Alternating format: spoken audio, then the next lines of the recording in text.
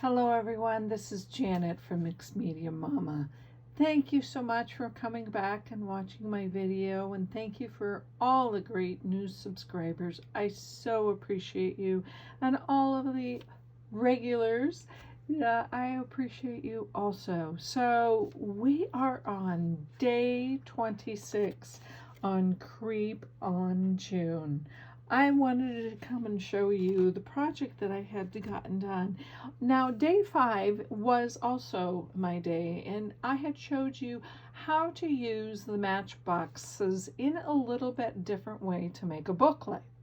And I will link that below also. But this one, I try to keep it a little bit simpler, but yet still in Janet fashion. I had made a nice large box. I had used double-sided presentation paper of 126 pound weight, and that it worked really well because it gave it some really good heft to it. And I basically just made a box, and I will give you the pattern first and then we'll go look into the box. So this box is 8.5 wide, and it's used 8.5 by 11 piece of paper. So I printed double-sided on 126 weight presentation paper. So that's what this whole piece is, but I'm going to give you the numbers to score. So first score is at 1 1/4, 4 1/2, 5 3/4, 9, and then I cut it at 10. Now, if you want to tear it, if you want to use a punch, if you want to, however, but this is going to be the flap, this 10-inch mark. So just to let you know. And then for the ends, this piece, it would be ×2. So you would cut a piece and it would be 3 3/4 width by 1 1/2, 3 3 3/4 by 1 1/2. That would be the rectangle. And then of course you would score 1/4 of an inch on each 3 of the sides.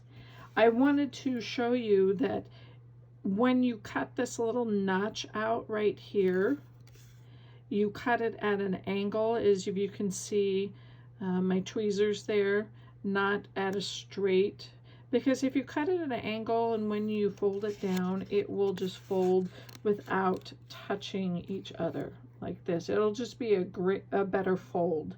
So just a FYI on that. So you can cut this and that corner out. All right, let's look at the project. You can see that I have used 2 brads. You can hold this flap down. This is the opening flap, however you want it. I thought about magnets, but this would just work the best for me. And then I just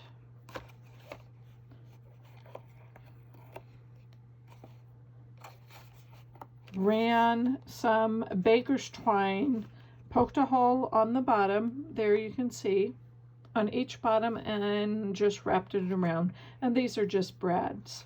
And how I attached them on the inside is just by washi tape. I did not want those brads or the string to move. So when I ran it through there and cut the tails off like that. So basically there it is. There's your little treasure chest. And how I made this is that, you know, it's just, you can fill it with anything, but these are the things that I decided to fill it with. And of course, the boxes were reduced down, I believe, to 80%. It was not printed at full size. I reduced it so I could fit it into my treasure chest. So the first box, it's just that's what makes this so simple. It's just housing some of the little ephemera from Tracie's Halloween kit. I just made it quite simple. Here's some more of Tracie's, and this is all from the Halloween. And some labels. I added on some labels. And then this third one houses a little journal. It is just going to be, it also came in this, cover came in the kit as a little ephemera, and I just put her tags in there. So there would have been 5 signatures, so there's 5 tags, and I just put a little pocket on the front and the back cover. Really cute, really simple. And that just houses right into here. Nice little place to store that. Isn't that just darling? Oh, I was kind of happy that turned out. So another thing that I wanted to help you think outside of your box is that usually with all of Tracie's kits, once you print it off, you will have more than enough of other pieces of ephemera, of pages. And what do? Well, this is some ideas. So I had all kinds of Matchbox pages, and I didn't really know. So I sat there thinking, I love the print, I love the paper, I love the colors. Let me just die cut them into other things. So that is exactly what I did. I took a Tim Holtz die. I believe this came from his specimen collect. Yes, it did. Came from his specimen slide die. And I will link all of that below. And then I also used Elizabeth Craft Design 2 of her dies, and I will link that below too, just to make some more unique ephemera. Now this is on regular weight copy paper, but because I am going to probably back it on something else, and I will use it as look at that. I just use it as an index card. Isn't that just so pretty?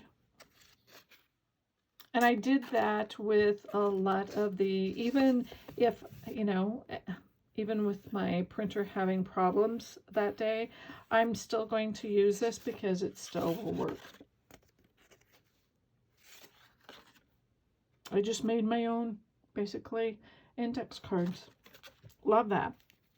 And put these to the side. So I also use Tim Holtz Specimen Slides. And as you can tell, I just cut it out because it has that on the back. So I just cut the Specimen Slides. And also Elizabeth Craft has this beautiful postage die set, and it's all postage and rectangles. So the edges, half of the dies are postal and the other half are just regular rectangles. And so that's what I did. I just had leftover paper from the kit, and I die cutted them into, because I really like that edge. It just gives it a beautiful, and of course I put a piece of mica. You can see the mica as I shine, and then the little owl and one of her tags, as in a unique way of using the specimen. Here's another one. Same concept, but I put that spider ephemera underneath between the two parts of the Specimen Slide and a piece of mica on top. Now, I just glued that mica. I used glitter glue or the Barely Art glue. I think it was the Barely Art glue, but they both dry very clear within a matter of minutes, actually. And then this one, there again, I used another Specimen Slide, another postal piece, and that's where the floral is underneath there. Another piece of mica, one of her labels. It really is going to be a very wonderful little cluster, but I love that mica. That just was so cute. And of course, part of that, and these are just little tiny envelopes. I'd say they're probably maybe 1.5, maybe 1 3/4 by 2 inches. And they were little tiny envelopes. So I made a little bunch of tiny envelopes that also, I will link all of that. And so now I can house some of Tracie's ephemera.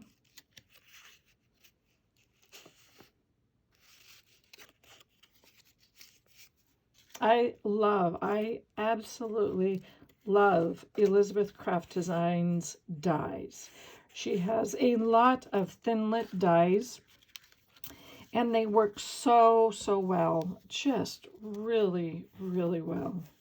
I'm just going to wrap that up, put that down, and then I took of Tracie's, I reduced everything down, still 80%. I'm still at 80% reduction. I took those little envelopes that Tracie had in her kit, and I made a little booklet.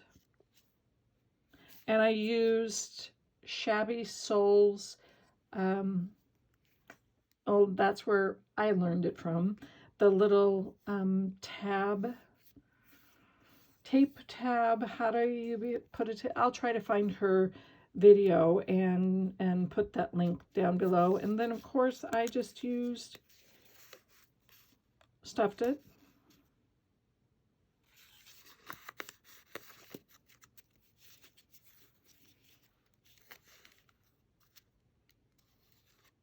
Tracie, I just think that is so darling.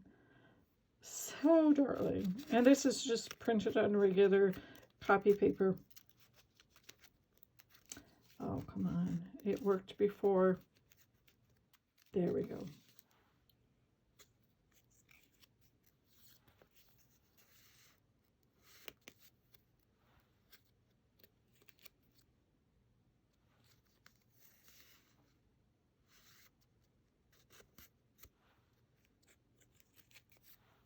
And the last one.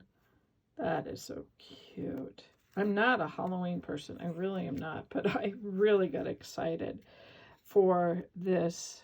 It's just so darling. So darling. So that was on that. So let's just go ahead and pack this little treasure chest back up. Close it.